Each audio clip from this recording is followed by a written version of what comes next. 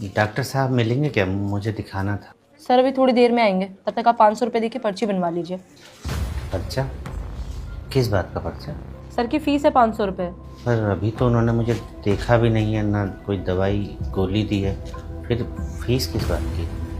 आप private clinic में पहली बार आए हो क्या? उधर देखो, वो सब लोग पर्ची बनवा के बैठे हैं और सर के आने का इंतज़ार कर रहे हैं। उनके पास टाइम है तो बैठे हैं, मुझे थोड़ा जल्दी दिखाना और मैं फीस भी बाद में ही दे पाऊँगा। सॉरी सर, फिर आप कहीं और जाइए, क्योंकि हमारे यहाँ पहले फ़ीस लगती है, उसके बाद डॉक्टर देखते हैं। और अगर आपको अर्जेंट दिखाना है तो 500 नहीं 700 रुपये लगेंगे। हाँ, एक मरीज की तबीयत खराब है और आपको फीस की पड़ी है? क्या बीमारी को लेकर आपकी कोई जिम्मेदारी नहीं, या फिर ये सब बस कमाई का जरिया भर है? व्हाट हैपन प्रिया? देखिए ना सर, इन्हें आपको अर्जेंट दिखाना है और फीस मांग रही हो तो कह रहे पहले डॉक्टर देखेंगे तब पैसे दूंगा। बताइए डॉक्टर साहब, मैंने कुछ गलत कहा है क्या? आप अंदर रहिए।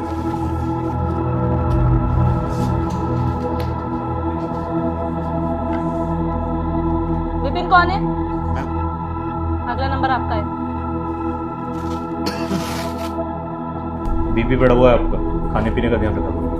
सर में दर्द इसीलिए था डॉक्टर? हाँ, मेन रीज़न बीपी है। बाकी मैं कुछ मल्टीविटामिन और पेन किलर लिख रहा हूँ, 1 हफ्ते तक खाइए, दोबारा आके मिलिए। ठीक है डॉक्टर साहब। कितना पैसा हो गया? 12 को बताया होगा, 500 रुपये फीस है मेरी। 500? पर हमारे पास तो 300 ही है डॉक्टर साहब, और 20 रुपया रिक्शा का खर्चा निकले चाहिए। जेब में 300 रुपये लेकर ट्रीटमेंट कराने चले हो और बाहर हंगामा मचा रखा था दुनिया भर का। हमें लगा कि मामूली सर दर्द है, इतने में दवाई और डॉक्टर के फीस आराम से हो जाएगी। मैं कोई लोकल डॉक्टर नहीं हूँ, MBBS पता है ना आपको? पता है डॉक्टर साहब, लेकिन ये नहीं पता था कि MBBS डिग्री अच्छा इलाज के लिए नहीं बल्कि अच्छी फीस के लिए होती है। बाहर और भी पेशेंट हैं, इसलिए बात को यहीं ख़त्म करो। ये पैसे दो, 20 रुपये देता हूँ तुमको।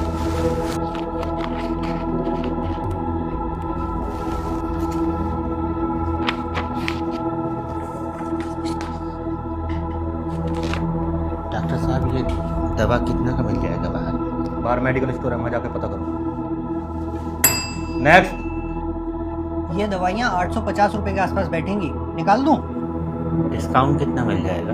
ये कंपनी की दवाइयाँ भाई साहब, इसमें डिस्काउंट वगैरह नहीं होता। तो फिर रहने दो। वो घर के पास जन औषधि केंद्र है, वहाँ 20 से 50% तक डिस्काउंट मिल जाता है। ये लो, तुम चाहे कहीं भी घूम लो, ये दवाइयाँ हमारे मेडिकल स्टोर के अलावा और कहीं नहीं मिलेंगी आपको।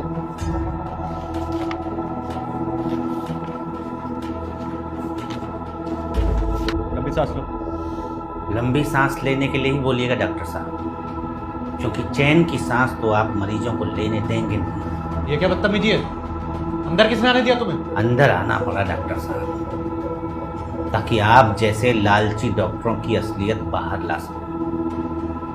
ये जो आप मेडिकल स्टोर वालों के साथ मिलकर महंगी दवाइयों पर मोटा कमीशन खा रहे हैं ना, शर्म कीजिए, मरीजों की हाय लगेगी। कोई है बाहर? प्रिया, बाहर निकालो इसे। चला जाऊंगा बाहर, लेकिन आज आप लोगों का काला चिट्ठा पूरा खोल कर ही जाऊंगा। सर प्लीज़ बाहर चलिए, यहाँ भीड़ मत इकट्ठा करिए। छोड़िए मुझे, पहले डॉक्टर साहब की सच्चाई तो सबके सामने ला दो। ये जो डॉक्टर साहब है ना, जिन्हें आप अपना रक्षक समझ रहे हैं, ये दरअसल दवाइयों पर कमीशन खाने वाले भक्षक हैं। बहुत बोल लिए तुम, अब यहां से बाहर निकल जाओ वरना कंप्लेंट कर दूंगा तुम्हारी। कंप्लेंट? किस बात की कंप्लेंट करेंगे आप? सच का आईना दिखाने की?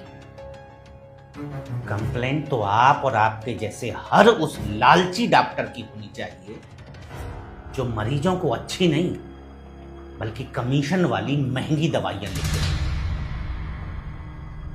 दवा कंपनियों और MR के साथ मिलकर महंगे महंगे गिफ्ट लेकर अपना ईमान बेचते हैं।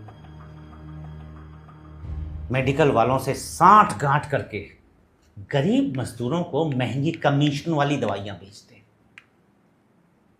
जरा बताइए डॉक्टर साहब, ऐसी कौन सी बीमारी है और ऐसी कौन सी उसकी दवा है जो वहीं मिलेगी जिस मेडिकल स्टोर में आपने मरीज को भेजा है और कहीं नहीं मिलेगी।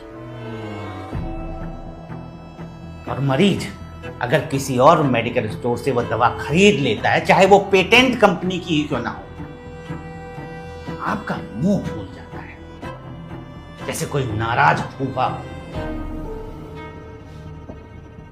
अब नजरें झुकाने से कुछ नहीं होगा डॉक्टर साहब, सुधर जाइए, वरना करते कुछ हैं और बदनाम सभी डॉक्टर होते हैं। आपकी वजह से वो डॉक्टर भी लपेटे में आ जाते हैं जो ईमानदारी से जन सेवा कर रहे हैं। शर्म कीजिए, हम लोग आपको भगवान का दूसरा रूप मानते हैं डॉक्टर साहब।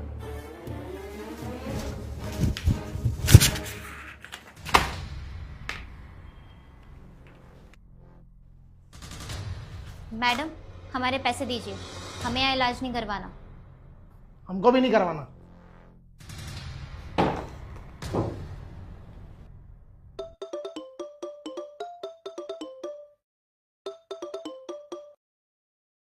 किरण मेडिकल स्टोर से बात कर रहा हूँ डॉक्टर साहब। ये कैसे कैसे पेशेंट भेज रहे हो आप? दवाइयों का रेट पूछ के वापस चले जाते हैं। क्या फायदा हुआ हमारा आपको आईफोन